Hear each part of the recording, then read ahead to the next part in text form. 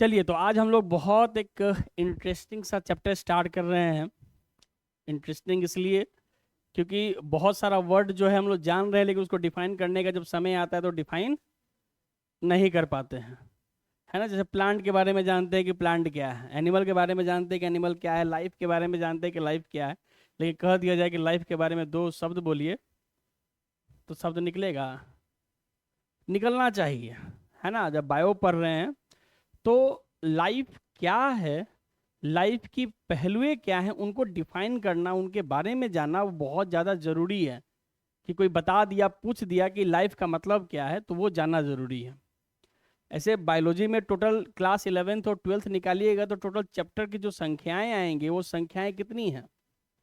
Class 11th में 19 है, ठीक। क्लास 12th में कितनी है? टोटल क्लास 12th में जाइएगा तो 13 है। इतने सारे चैप्टर जब हैं तो उसमें जो मेन जो बायोलॉजी होता क्या है उसमें मात्र बताया गया है कितने चैप्टर में? 1 से 2 चैप्टर में। या तो वो बायोडाइवर्सिटी एंड कंजर्वेशन है, या फिर वो क्या है आपका डाइवर्सिटी है। वही बायो है, एग्जैक्ट में वही बायो है। डेट हाउ वी सर्वाइव, है ना। लाइफ का मतलब क्या होता है, या फिर बायो को जब डिफाइन करते हैं तो बायो का मतलब क्या होता है ना, स्टडी ऑफ लाइफ, है ना। तो लॉजी का मतलब क्या होता है? स्टडी होता है। तो जो लाइफ की स्टडी है उसे क्या कहते हैं हम लोग? बायोलॉजी। लेकिन लाइफ की क्या स्टडी है, क्या स्टडी करें हम लोग, उसका मतलब क्या है?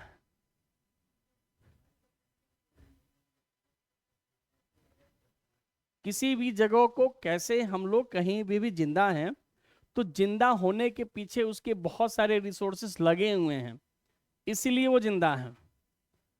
अभी आपको यहां से उठा करके लेह लद्दाख में रख दिया जाए, जैसे जिस कंडीशन में हैं आप, क्या वहां पर सरवाइव करना इतना आसान है? नहीं। या फिर राजस्थान वाले लोगों को वहां से उठा करके श्रीनगर में जाकर के सोनमर्ग में बैठा दिया जाए, जिस हाल में है, पॉसिबल है? राजस्थान में इतना गर्मी पड़ता है कि लोग अभी किस हाल में हो, वो गंजी, है ना, ऊपर में गंजी पहने हुए रहेगा। अब उसको वहां से उठा करके आप रख दीजिए बर्फीली। तो बायो का मतलब यही होता है कि अगर कोई चीज सरवाइव कर रहा है तो उसके पीछे का एफर्ट क्या है, ठीक है। लिविंग वर्ल्ड के चैप्टर में हमें पढ़ना क्या है? एक तो पढ़ना है व्हाट इज लाइफ, लाइफ क्या है, ठीक। लाइफ के पैरामीटर क्या है, डेट हाउ वी डिफाइन कि लाइफ क्या है, उसके कुछ पैरामीटर होने चाहिए, है ना। हम लोग जब बात करते हैं ना साइंटिफिक स्टडी की, तो साइंटिफिक स्टडी में बहुत कुछ निकल करके आता है। ऐसे तो हम लोग कहते हैं ना कि mitochondria is powerhouse of the cell, तो ये हमने कह के हम निकल गए। लेकिन जब बात आएगी डिफाइन करने की, इसको प्रूव करो, hence it is prove that mitochondria is powerhouse of the cell, तो उसमें हो सकता है कि एक काफी ज्यादा एक समय लग जाएगा उसको डिफाइन करने में कि एक्चुअली में माइटोकॉन्ड्रिया को powerhouse of the cell क्यों कहा जाता है। तो जब हम लोग टेक्निकल चीजें पे आते हैं तो इट नीड्स सम फैक्ट, तो फैक्ट पर बातें होती हैं। तो कुछ पैरामीटर हैं, कुछ पैरामीटर्स के बारे में बात करेंगे। फिर उसके बाद इस चैप्टर में दिया हुआ है बायोडाइवर्सिटी के बारे में, चूंकि चीजें जो हैं काफी डिलीटेड हैं इस चैप्टर में। लेकिन जब तक हम उस चीज को जानेंगे नहीं, पढ़ेंगे नहीं, समझेंगे नहीं, आगे चीजें समझ में बिल्कुल नहीं आएंगे, है ना। तो चलिए स्टार्ट करते हैं हम लोग द लिविंग वर्ल्ड। अब जिस तरह से नीट का इस बार एग्जाम आया है उस हिसाब से पढ़ने और पढ़ाने का आयाम बिल्कुल क्या हो चुका है, अब चेंज हो चुका है, ठीक। इसका मतलब यह है कि अब वो चीज भी याद करना है जो एनसीईआरटी में आपको ये लगता था पहले कि काफी ज्यादा क्या है, अनवांटेड है। अब जो चीज दे दिया गया है उन सब को क्या करना है, आपको रट जाना है। एनसीईआरटी में जो जो चीजें दी गई हैं, हो सकता है कि सीक्वेंस ही पूछ ले, अब उसका मन है ना, वो पूछ देगा कि what is the sequence of unit 1। पहला क्या है, लिविंग वर्ल्ड, फिर बायोलॉजिकल क्लासिफिकेशन, फिर प्लांट किंगडम, फिर क्या है, मतलब आप डरना क्या है कि कुछ भी एनसीईआरटी पूछ रहा है। तो एनसीईआरटी नीट नीट पूछ रहा है, कल वो भी पूछ देगा कि सीक्वेंस क्या है। तो हर एक चीज जो भी दिया हुआ है उसको पढ़ना है, समझना है। देखिए पहले लोग इसको स्किप कर दिया करते थे और चैप्टर सीधे स्टार्ट करते थे कि चलो लाइफ क्या है, लेकिन इस एग्जाम के बाद आपको इस पर भी क्या करना है, फोकस करना है। ठीक है, अब देखिए समझने का बहुत कुछ है इसके अंदर भी। ऐसा क्या है, कहता है कि biology is the science of life forms and living processes. The living world comprises an amazing diversity of living organism. अब यहां से देखिए, early man could easily perceive the difference between inanimate matter and living organism। अब इस line का मतलब क्या है, एनसीईआरटी ने जो इस पूरे सेंटेंस में कुछ कुछ चीजें लिखी गई हैं, एक होता है एनिमेट और एक क्या होता है, इनएनिमेट। बता सकते हैं इनएनिमेट का मतलब क्या होता है? मोशन में ना हो, लिविंग में ना हो। तो मोशन में आप लोग कहाँ हैं? आप लोग तो प्रोडिजी में हैं, तो आप लोग क्या हो गए, इनएनिमेट हो गए हैं। ठीक है, तो इनएनिमेट का मतलब ये हो गया, जैसे कि आप इसको एज अ लिविंग और नॉन लिविंग के प्रोस्पेक्टिव में क्या कर सकते हैं, समझ सकते हैं, है ना। जैसे सॉइल हो गया, ठीक है, माउंटेन हो गया, ठीक, ये सारी चीजें क्या हैं, इनएनिमेट है ना। और हम लोग क्या हैं, हम लोग एनिमेट हैं। तो अर्ली मैन जो है ना, they can the डिफाइड of the, है ना, डिफाइड समझते हो, डिफाइड का मतलब क्या होता है, अर्ली मैन डिफाइड, बड़ा अच्छा वर्ड है। सोचो कि डिफाइड क्या है, डिफाइड का मतलब क्या होता है? हुँ? बताना, या यही आप लोग सोचते हैं, लेकिन एक्चुअली में वो डिफाइन से डिफाइड का कोई लेना देना नहीं है। यहां पर डिफाइड का मतलब होता है सुपीरियर, है ना, सुपीरियर वर्ड यूज किया जाता है डिफाइड का मतलब। या अर्ली मैन डिफाइड, यानी उस समय के जो लोग थे जो अपने आप को बहुत सुपीरियर मानते थे, वो early man deified some of the inanimate matter, ये and some among the animals and plants. यानी कि यहां पर आपको क्लियर कर दिया गया है कि इनएनिमेट मैटर का मतलब क्या हो गया, विंड, सी, फायर, एटीसी। देखिए यहां पर क्या लिखा हुआ है, फायर लिखा हुआ है। ठीक, इस सबसे क्वेश्चन बन सकता है। A common feature of all such forms of inanimate or animate object was the sense of awe or fear that they evoked, है ना।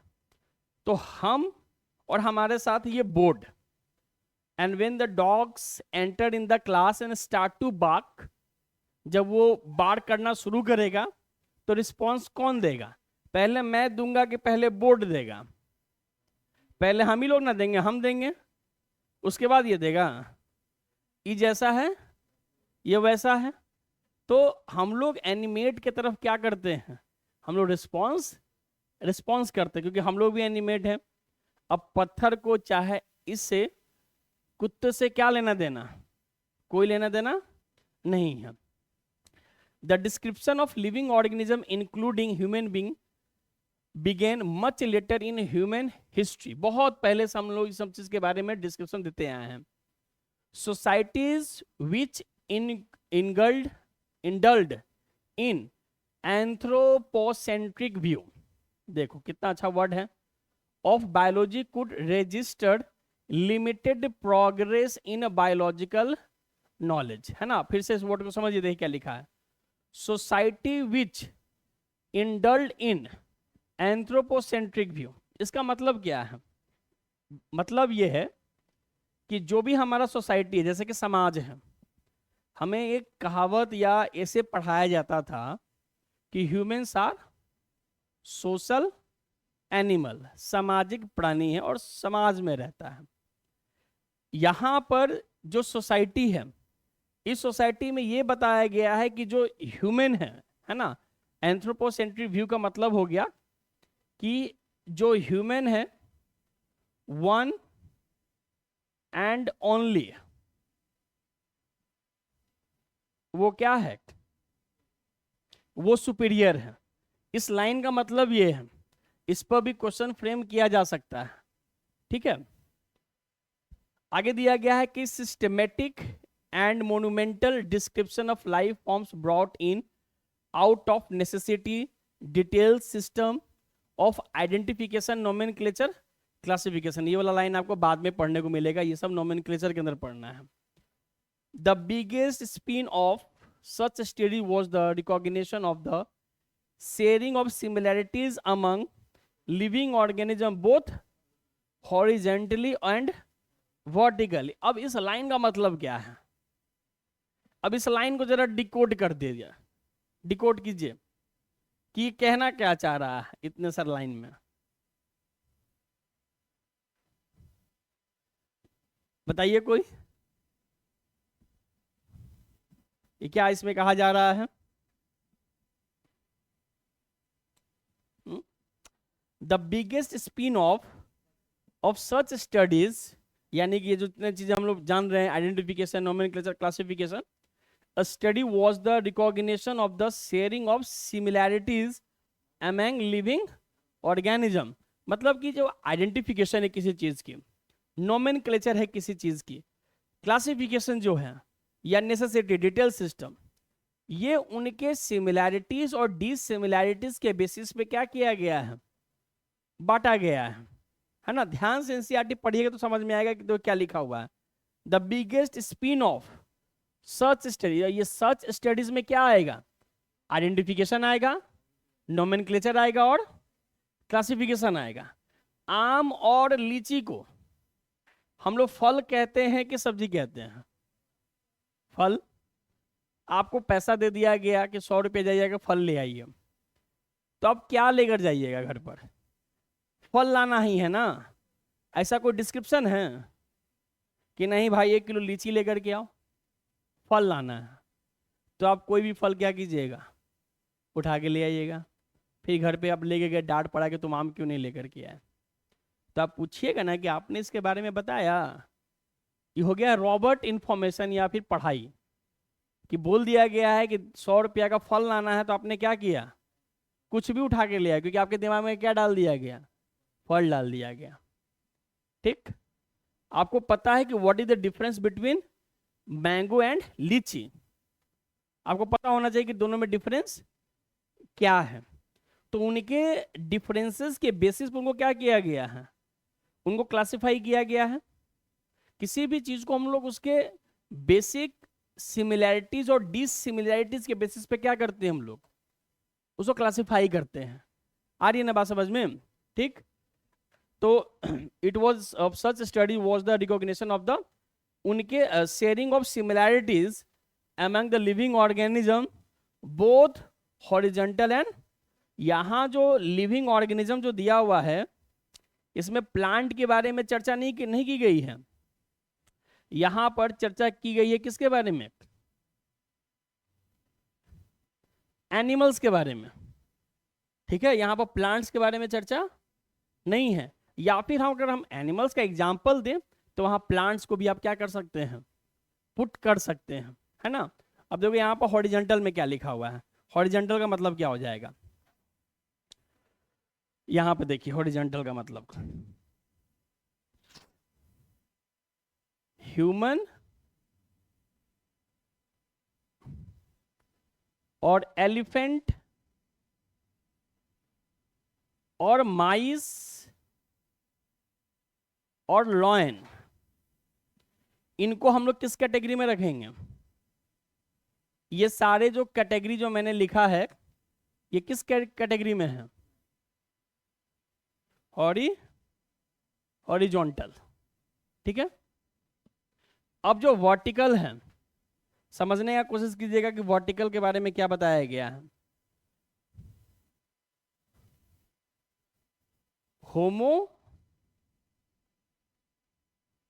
होमो सैपियंस,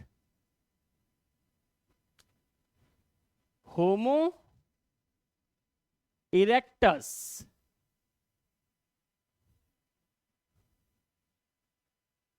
आर्कियोटेरिक्स,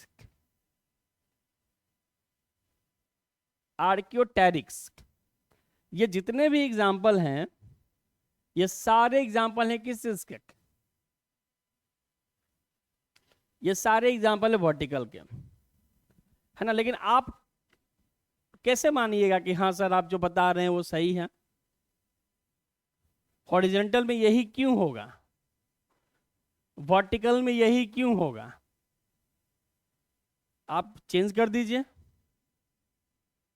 लेकिन हम कह रहे हैं कि नहीं भाई, हॉरिजेंटल में क्या है, इसका मतलब क्या हुआ? हॉरिजेंटल का मतलब सेम है ना, सेम लैंड पर एक साथ क्या कर रहे हैं, वो एग्जिस्ट कर रहे हैं। वर्टिकल का मतलब आया उसके पहले वाले। समझ में आ रही है बात? नहीं, फिर से समझो, नहीं समझ में आया बात, फिर से समझिए। The biggest spin of such studies was the recognition, नहीं, हाँ, spin off such study was the recognition of the sharing of similarity among living organism both and vertical. अब देखिए फिर समझ में आएगा तुमको, यहां पर क्या लिखा हुआ है, recognition of sharing of similarities among living organism, चाहे वो बोथ हॉरिजेंटल हो या फिर क्या हो। ह्यूमन और एलिफेंट में क्या सिमिलैरिटीज है? दोनों क्या है? वो पानी में नहीं जाता है, पानी में हम लोग भी जाते हैं। दोनों में सिमिलैरिटीज की, दोनों क्या हैं? मैमल्स हैं। मैमल्स हुए, माइस भी क्या है? मैमल्स। लॉयन भी क्या है? मैमल्स। ठीक है, तो ये आपका हॉरिजेंटली क्या दिखा रहा है? सिमिलैरिटीज। यहां पर अब वर्टिकल में आइए, ये भी ह्यूमन थे, ये भी ह्यूमन थे। आर्कियोटेरिक्स क्या था?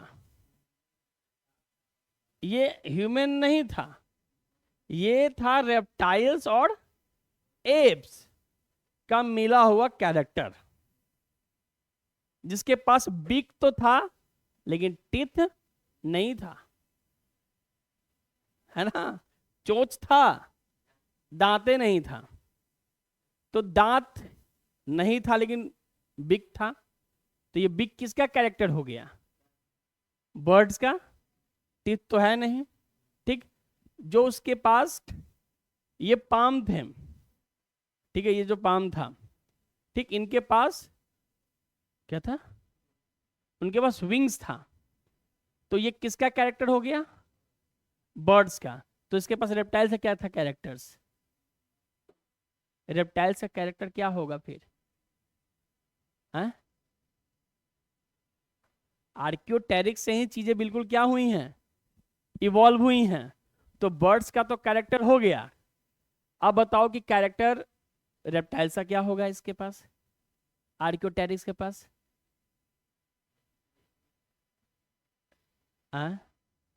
टेल्स होगा। और बताइए। ये सब टेंथ में पढ़ना था, टेंथों में था आर्कियोटेरिक्स। एनसीईआरटी में जो येलो कलर का जो होता है ना पार्ट, उसमें आर्कियोटेरिक्स या हॉर्स के बारे में दिया हुआ था। हाँ, वो तो आदमी ध्यान नहीं देता है, वहां से निकल जाता है। ठीक है, तो सोचो ना कि रेप्टाइल्स का क्या क्राइटेरिया है। रेप्टाइल्स क्या करता है? रेंगता है, क्रीपिंग करता है, ठीक। लेकिन बर्ड के पास तो इसके पास विंग्स था ना जी, तो क्रीपिंग वाला तो बातें नहीं आएगा। क्रीपिंग वाला कैसे बात आएगा? बोले सर अभी बोल रहे हैं कि रेप्टाइल से तो क्रीपिंग कर रहा है, तो बर्ड पंखा, पंख किस लिए था? दिखाने के लिए, लेकिन उड़ता नहीं था। क्योंकि इसका बॉडी क्या था, काफी हेवी था। पंख है लेकिन पंख का काम नहीं है। रेप्टाइल इसलिए बोल रहे हैं क्योंकि वो रेंगता है रेप्टाइल, लेकिन ये रेंगता भी नहीं है, ठीक। तो फिर क्या होगा कैरेक्टर इसका? रेप्टाइल चूंकि क्या करते हैं, एग ले करते हैं। बर्ड्स भी क्या करता है, एग ले करता है। ये तो ओविपेरस इन नेचर है ये सब। तो फिर रेप्टाइल्स का क्राइटेरिया क्या होगा? सोचने वाली बात है। बर्ड्स है तो बर्ड्स के पास भी लंग्स हैं, रेप्टाइल्स के पास लंग्स नहीं है, उसके पास भी लंग्स है। सांप किस में आता है? रेप्टाइल्स में। क्या उसके पास लंग्स नहीं है? है। तब तो पानी में चलता है तो नाक ऊपर किए हुए रहता है, समझ रहे हैं ना। तो फिर रेप्टाइल्स वाला क्या कैरेक्टर होगा इसके पास? हाँ, और बताइए। सोचिए कि रेप्टाइल्स का क्या कैरेक्टर होता है। क्या बोला? जहर। अच्छा पॉइजन, नहीं नहीं इसमें पॉइजन नहीं, तो बताइए, नहीं तो हम लास्ट में बताएंगे, पर दिमाग चलाइए आप लोग, ठीक है, हाँ फिर हम बताएंगे। तो ये सब चीजें जो हो गई ना, ये क्या हो गया आपका, ये वर्टिकल हो गया। that all present day living organism are related to each other and also to all organisms that ever कभी भी रहा होगा on this earth was revelation which humbled man and lead to the cultural movement for conservation of biodiversity। मतलब कि जो horizontal और vertical के बारे में बातें हो रही हैं, इसका मतलब ये बताया जा रहा है कि कोई ना कोई ऑर्गेनिज्म अपने आप को क्या किया है, इवॉल्व करके आया है। जैसे हम लोग ह्यूमन हैं, तो ह्यूमन के पास ऐसा क्या है जो ये बताता है कि कहीं ना कहीं हम लोग बैक्टीरिया से जुड़े हुए हैं। तो हमारे अंदर पाया जाने वाला 70s राइबोसोम ये बताता है। अब कोई भी चीज आपको तुरंत इवॉल्व होकर के नहीं आता है। जैसे सबसे पहले लाइफ कहाँ फॉर्म हुआ, वाटर में हुआ। तो वाटर में मान के चलिए कि फिश है, फिश से ही क्या बना, एम्फीबियन। तो कुछ ऐसे फिश होंगे ना जिन्होंने चलना क्या किया, शुरू किया। समझ रहे ना बात को, वो विंग्स तो होगा ही, लेकिन कुछ वैसे होंगे जो चलना शुरू किए। और जब चलना शुरू किए तो उनके एग में भी एक मेजोरिटी क्या आया, एक डिफरेंस आया कि जो मछलियों का एग है और जो एम्फीबियंस के एग हैं, उन दोनों के एग में एक मेजरली क्या है, एक डिफरेंस है, जो ये बताता है कि ऑरिजिन तो एक ही हुआ है, लेकिन यहां से यहां जाने के लिए उन्होंने अपने आप को क्या किया, इवॉल्व किया। यानी कि शॉर्ट कहा जाए कि ह्यूमन कहाँ से आया है, तो कह सकते हैं कि हम लोग वाटर से ही आए हैं, है ना। हमारे पास इनएक्टिव क्या है, गिल स्लिट है, जो कि अभी एक्टिव नहीं है। आई बात समझ में, हम लोग भी वहीं से आए हैं। तो यहाँ पर इन सब चीज़ों के बारे में डिस्कस किया जा रहा है कि जो हम्बल मैन है, यानी हम लोग भी हैं, है ना। इसमें लिखा है कि living organism are related to each other. जितने भी ऑर्गेनिज्म सब क्या हैं, आई बात में, डोगेस भाई और ह्यूमन में क्या है, सिमिलैरिटीज, है ना।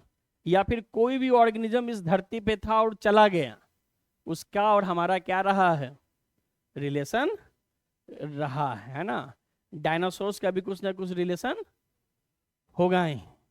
हम लोग भी खत्म हो जाएंगे आने वाले समय में, तो हमारा भी कोई उस समय जब पढ़ेगा तो कहेगा ना कि एक रिलेशन उनके साथ हमारा हमारा था, ठीक है। तो टेक्सोनॉमी वगैरह सब हम लोग आगे पढ़ लेंगे। तो इसमें दो चीज़ों को दी गई है, हॉरिजेंटली और वर्टिकल में। यानी कि हॉरिजेंटली में अभी जो सेम चल रहा है, सेम टाइम पर सेम स्पीसीज।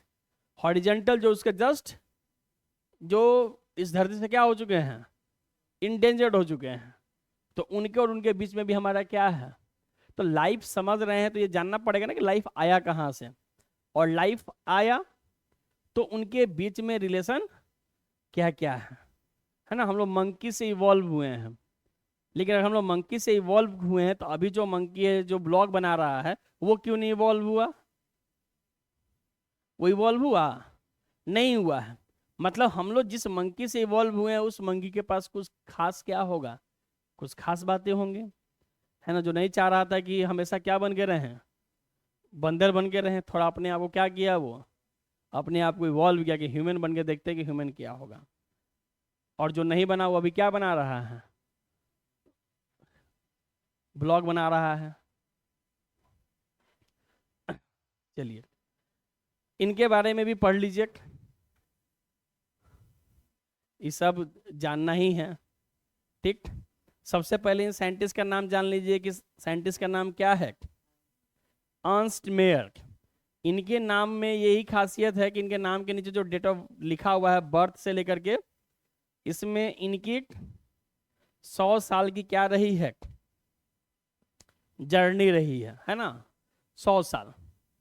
जन्म कब हुआ, नीट में आ सकता है, 6, 4, 7, 5।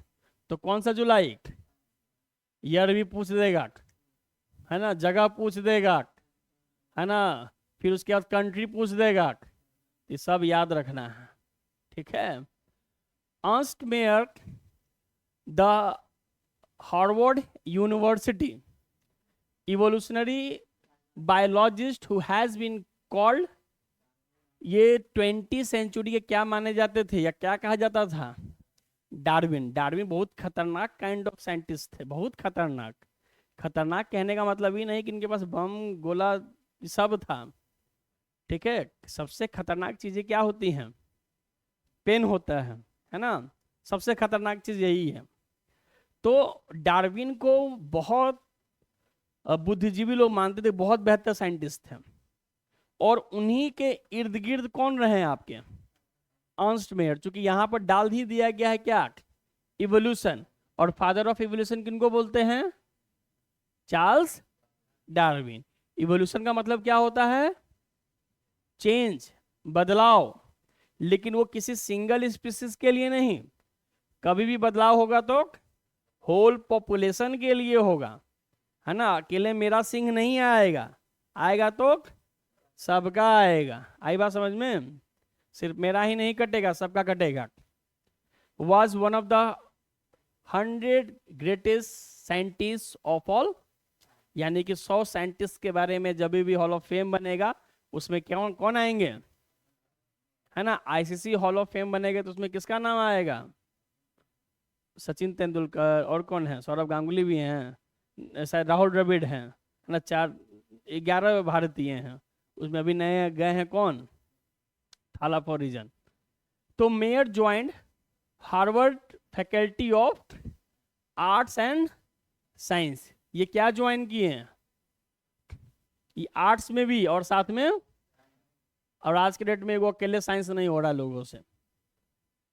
And retired in 1970। में पूछ देगा कि रिटायरमेंट प्लान कब हुआ था उनका, तो रिटायरमेंट प्लान कब हुआ था? 1975।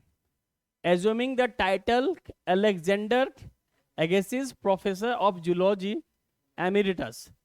थ्रू आउट हिज नियरली 80 साल का जो करियर था, his research spend ornithology, taxonomy, zoogeography, evolution, systematic and the history and the philosophy of. इतना कुछ एक आदमी, है ना। और आज के डेट में एगो नीट का एग्जाम नहीं निकल रहा है लोगों से, है ना। आप पहले के लोग इतना कुछ पढ़ के आगे की तरफ गए क्योंकि उस समय डिस्ट्रैक्शन नहीं था। आज के डेट में कोई बच्चा 1 घंटा भी पढ़ रहा है घर पे तो इसका मतलब कि बहुत बड़ा काम हो गया, क्योंकि आज के डेट में डिस्ट्रैक्शन बहुत है, बहुत डिस्ट्रैक्शन है। उसमें कोई बच्चा आज के डेट में 8 घंटा पढ़ रहा है, 10 घंटा पढ़ रहा है, मतलब कि वो बहुत महान काम कर रहा है। नहीं तो तुरंत हम लोग बैठते नहीं है कि तुरंत वहां से नोटिफिकेशन, इतना ना नोटिफिकेशन आता है कि बच्चा कंफ्यूज होता है कि स्नैपचैट का नोटिफिकेशन है, कि इंस्टा का है, कि व्हाट्सअप का है, कि टेलीग्राम का है, कि फेसबुक का है, मैसेंजर का है। मतलब बर्बाद होने के लिए बहुत सारे रास्ते हैं। He almost single-handedly made the origin of species diversity in the central question of evolutionary species that is today, है ना। मतलब कि इनका पूरा का पूरा फोकस था किसके ऊपर? हाँ, evolutionary biology of species. Species समझते हैं? स्पीसीज का मतलब क्या होता है? What do you mean bye species? Species का मतलब, उसको एक बार में डिफाइन करना होगा तो कैसे डिफाइन करेंगे हम? नहीं, गलत है, ये गलत है। और बताइए। स्पीसीज का मतलब उसे, है ना, जो एक बिरादरी में शादी कर ले उसे क्या कहते हैं? उसको स्पीसीज कहते हैं। Species that who are interbreed to each other, उसे क्या कहते हैं? उसको स्पीसीज कहते हैं, है ना। अब ये बताओ कि ये स्पीसीज है? ये नहीं, ठीक है। यहां पर फोकस नहीं करना। म्यूल, नहीं पहचानते हो म्यूल को? म्यूल, आपके घर वाले आपको क्या बोलते हैं? खच्चर बोलते हैं? खचड़ा है, बदमाश है। तो म्यूल का मतलब क्या हुआ? खच्चर। खच्चर स्पीसीज नहीं है, क्योंकि इसके जो मम्मी पापा हैं वो बिल्कुल क्या हैं? अलग हैं। किनके किनके? डंकी। तो हॉर्स और डोंकी का जब क्रॉस हुआ तो क्या निकल के आया? और टाइगर और लॉयन से निकल के आया तो लाइगर। वो सब स्पीसीज ही नहीं है, ठीक है? वो सब स्पीसीज ही नहीं है। तो स्पीसीज का मतलब ये होता है जो आपस में क्या कर सके? इंटरब्रीड कर सके। अब इससे आने वाला जनरेशन ही नहीं प्रोड्यूस हो पाएगा, है कि नहीं? तो ये क्या हो गए? ये स्पीसीज की क्राइटेरिया में नहीं आएंगे। तो Mayr was awarded the 3 prize widely regarded as the, इनको ट्रिपल क्राउन, इससे भी क्वेश्चन बन सकता है। क्या क्या प्राइज दिया गया इनको? बेल्जियन प्राइज इन 1983, जब इंडिया क्या उठाया था? हाँ। The international prize for biology कब? हाँ। उसके बाद कैरफोर्ड प्राइज कब? 1999, है ना? एमसीक्यू इससे भी बन जाएगा, है ना? 4 गो प्राइज इधर लिख देगा, 3 गो ईयर इधर लिख देगा। अब कॉलम मिलाते रहिए कि कौन से ईयर में क्या मिला है। तो ये सब याद रखना पड़ेगा ना। 1983 में पहला, 1994 में सेकंड और 99 में तीसरा। आगे बात समझ में? तो ये हो गया साइंटिस्ट के बारे में। अब आ गया है आपका चैप्टर, ठीक है? पहला जो दिया हुआ है यहाँ पर लाइफ के बारे में, देखो कितना बढ़िया वंडर लाइन लिखा हुआ है। ये सब चीज किताबें में अच्छा है। क्या लिखा हुआ है? How wonderful is the living world. Coaching से घर जाइए तो मम्मी अलगे गली आएगी, पढ़ता लिखता है ये नहीं है। बाबूजी अलगे बोलेंगे कि अटेम्प्ट पे अटेम्प्ट निकाल रहा है। और फिर आपके सामने हम आके बोले, बाबू how wonderful is the living world, है ना? तब तो यही ना खोजेगा कि कट्टा कहाँ रखे हैं, लाए थे 2 दिन पहले चुरा करके, है ना? मम्मी अलगे गलिया रही हैं, बाबूजी अलगे गलिया रहे हैं। प्रेशर इतना ज्यादा है। और किताब में क्या लिखा हुआ है? कुछ दिन क्या, कल वो मीम देख रहे थे जिसमें मुकेश अंबानी जी का घर भी क्या किया गया है? प्लास्टिक से ढक दिया गया है, क्योंकि मुंबई में बरसात कंटिन्यू लगातार होता है। तो वो भी इंसान अपने एंटीला को क्या कर दिए हैं? प्लास्टिक से ढक दिया गया है। यानी कि ऑल इन ऑल पानी से बचाने वाला कौन है? प्लास्टिक है।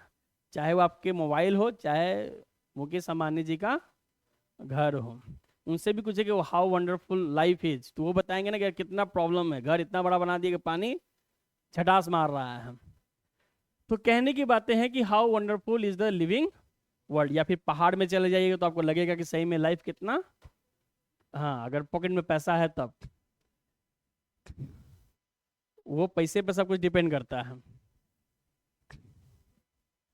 उसके बाद कहता है क्या कि इधर इसको कर देते हैं कि the wide range of living types is amazing, the extraordinary habitats in which we find living organisms. Habitats का मतलब क्या होता है? What do you mean by habitat? बताइए।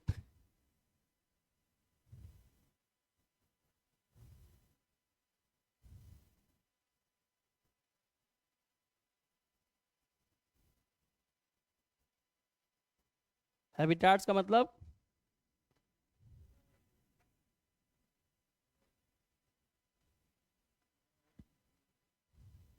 और बताइए कुछ।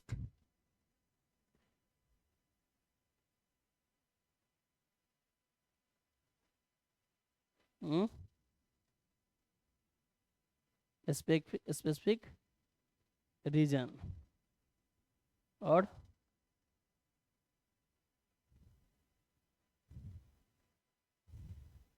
ये लगता है कि वीडियो नहीं है डलाएगा। रोज रोज वीडियो नहीं बनाओ ना तो सब गड़बड़ाए रहता है, सबको एडजस्ट करना पड़ेगा एक दिन बैठ के।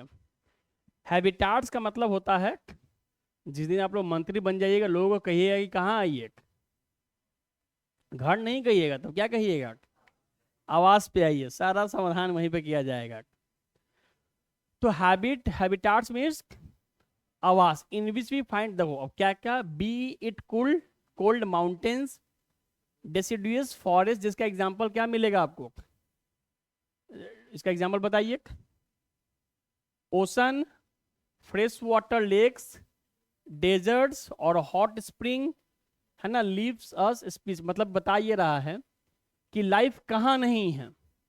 जो माउंटेन है इतना ठंड, वहां भी क्या है, जो मेघालय जैसा फॉरेस्ट है, जो आपका अमेजोन जैसा फॉरेस्ट है, वहां भी क्या है, लाइफ है।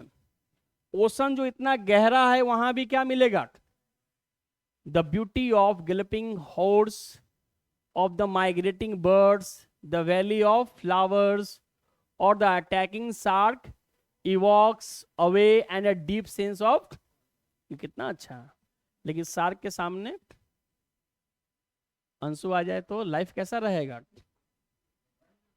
वंडरफुल, है ना। ये सब जो दूसरे पे हो रहा है तो देखने में क्या आता है, मजा आता है। The ecological conflict and cooperation among the member of population and among the population of a community, or even the molecular traffic inside a cell, make us deeply reflect on what indeed is। अब इस line का मतलब क्या है, जरा बताओ तो तुम लोग, इस लाइन का मतलब समझाओ।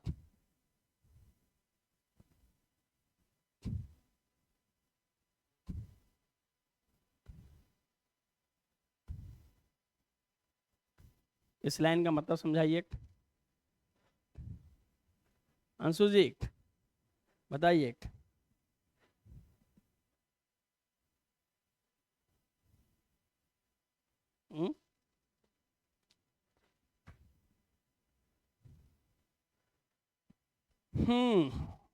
व्हाट इंडीड इज, इंडीड का मतलब क्या है, इंडीड का मतलब क्या समझते हैं हम लोग, फिर से समझो।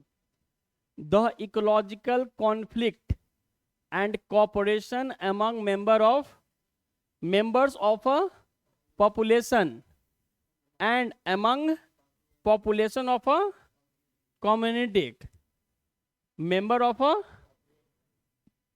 इस पॉपुलेशन, इस रूम के जो पॉपुलेशन के जो मेंबर हैं हम लोग सब हैं, and among population of community. अभी जो कम्युनिटी है किसका कम्युनिटी है, ह्यूमन की कम्युनिटी है। ऐसा ही पॉपुलेशन रात के 3 बजे किसका कम्युनिटी देखिएगा, डोगेश भाई का, ठीक है। तो अलग अलग क्या मिलेगा आपको, डोगेश भाई का कम्युनिटी।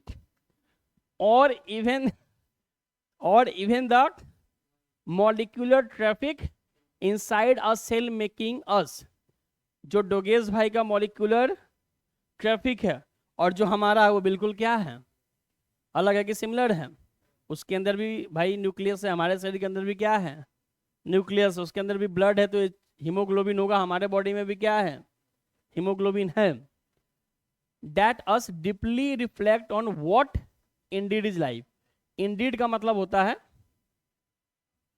वास्तव, मतलब समझ में आ रहा, वास्तव का मतलब क्या हुआ, व्हाट इंडीड इज लाइफ, मतलब वास्तव में लाइफ कैसी है, क्या है। इतना कुछ सिमिलैरिटीज और डिसिमिलैरिटीज देखने को मिल रहा है। अब कहता है कि ये जो क्वेश्चन तुम्हारे दिमाग में आया, हैज टू इम्प्लिसिट क्वेश्चन। पहला, the first is a technical one, 6 answer, जिसमें what living is as oppose to the non living. और दूसरा, ये टेक्निकल है, दूसरा पूरा है philosophically, 6 answer to what the purpose of life is. समझ में आ रहा है कि वास्तव में लाइफ क्या है। तो लाइफ को पहले आंसर में टेक्निकली देखिए, जो कि वो हमारे नॉन लिविंग से बिल्कुल क्या कर रहा है, अलग कर रहा है। लाइफ हुआ ना, 10 नॉन लिविंग का नाम लिखिए और 10 लिविंग का नाम लिखिए। Chair, fan, watch, washing machine, fridge, ये सब क्या है, नॉन लिविंग है। लिविंग में क्या जाएगा, सुरेश, नरेश, समेश, है ना, गणेश, गोपाल, ये सब क्या हैं? ये लिविंग है। तो इनमें और इनमें क्या है? एक बिग डिफरेंस है। फ्रिज जो जहां है वहीं है, लेकिन गणेश जो जहां है वहां नहीं है। ठीक है।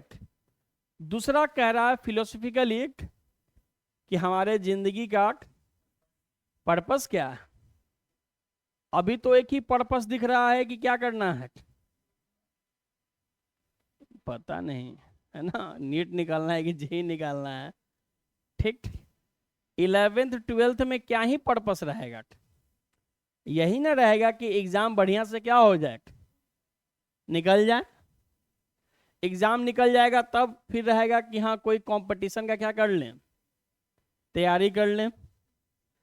निकल गया तो अच्छा, नहीं निकला तो फिर शादी ब्याह का अलगे क्या हो जाएगा, लड़का कुछ करेगा तब तो क्या होगा। तो जो पर्पस ऑफ लाइफ जो है ना, ये फिलोसफिकली ये डिपेंड करता है हमारे सिचुएशन के। कभी शांत मन में, कभी कोई डांट दिया, कभी कुछ ऐसा घटना हो गया, तो बैठ के हम लोग क्या कर सकते हैं, सोच सकते हैं कि आखिर इस जो जिंदगी मिला है इसका क्या है पर्पस। ठीक। लेकिन हमारे पास एक तो पर्पस है ना टेक्निकली, तो टेक्निकली में प्रूफ ये सब हम लोग लेके चलेंगे, तो वो लिविंग और नॉन लिविंग को बिल्कुल क्या कर देगा, वो बिल्कुल वो अलग कर देगा। आई बात समझ में? हो गया तो क्लास, ठीक है। We shall not attempt answering the second question. We will try to reflect on what is। इतना सोचने का जरूरत नहीं है। सिंपल देखिए कि what is living। लिविंग क्या है?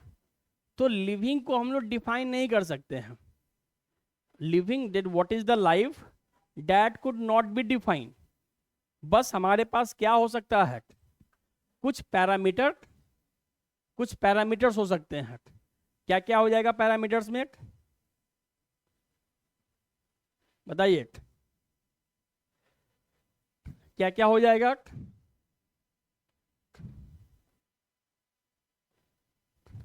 बोलो जी बाबू मुशाही।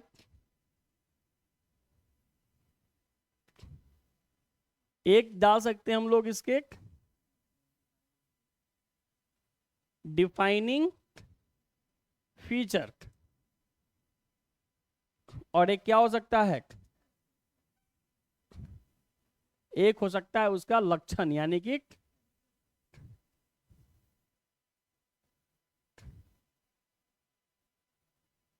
ठीक है। लाइफ को डिफाइन करने वाले फीचर्स कौन कौन से हैं, बताइए, जो लाइफ को क्या करे, डिफाइन करे, है ना। लिविंग ऑर्गेनिज्म का एक कैरेक्टरिस्टिक्स हो सकता है कि इसमें क्या हो, इसमें ग्रोथ हो, और ये क्या कर सकता है, रिप्रोडक्शन कर सकता है। लेकिन ये डिफाइनिंग फीचर नहीं है। डिफाइनिंग फीचर में मेटाबॉलिज्म, मेटाबॉलिज्म, उसके बाद कॉन्शसनेस, रेप्लिकेशन,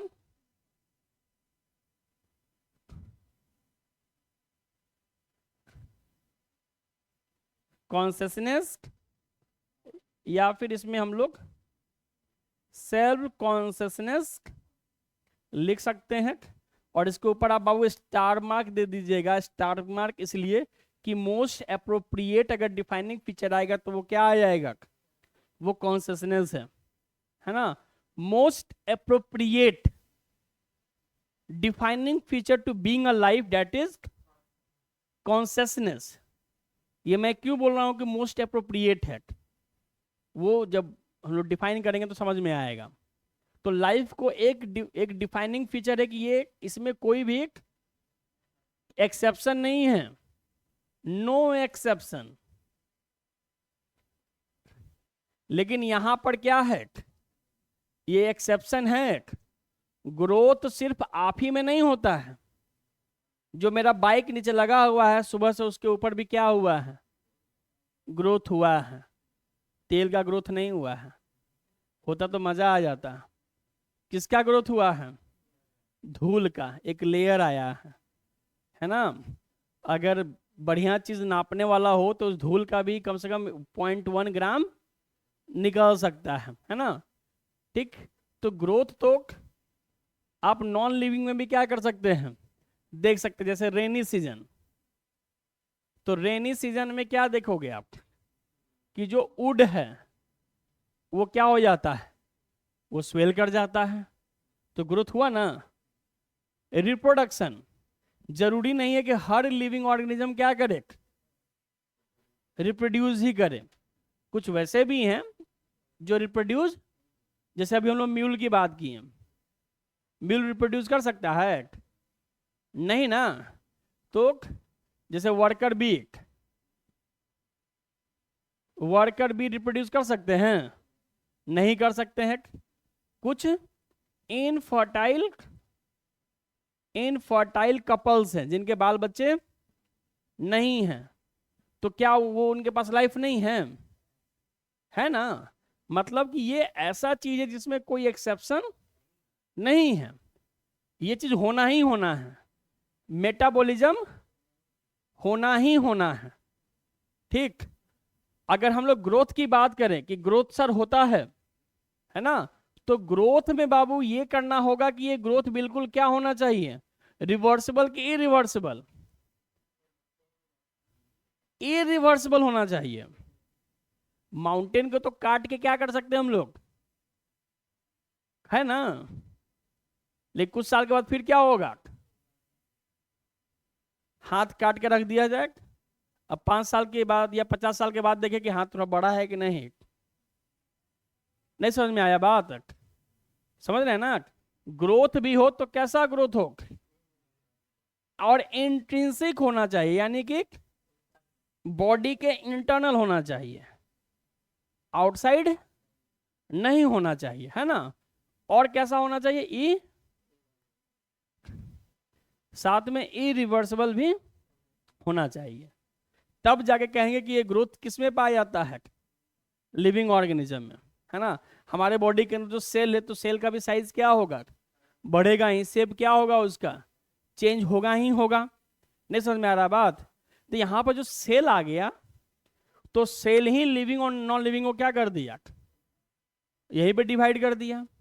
आगे जाने की जरूरत भी नहीं है कि लिविंग और नॉन लिविंग में क्या आ जाएगा, एक सेल आ जाएगा। Those who have not cell it means non living, है ना। बैक्टीरिया, ये वायरस, तो वायरस जब तक बाहर में है, होस्ट बॉडी नहीं मिला, तो वो क्या है।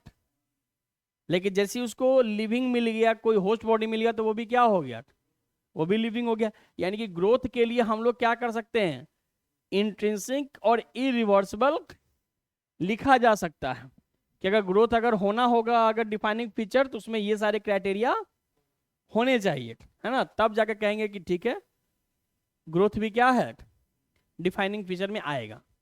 तो ये दोनों आपके क्या हैं, कैरेक्टरिस्टिक्स हैं कि कोई लिविंग है तो उसमें ग्रोथ हो सकता है, और वो रिप्रोड्यूस कर भी सकता है और नहीं भी कर सकता है।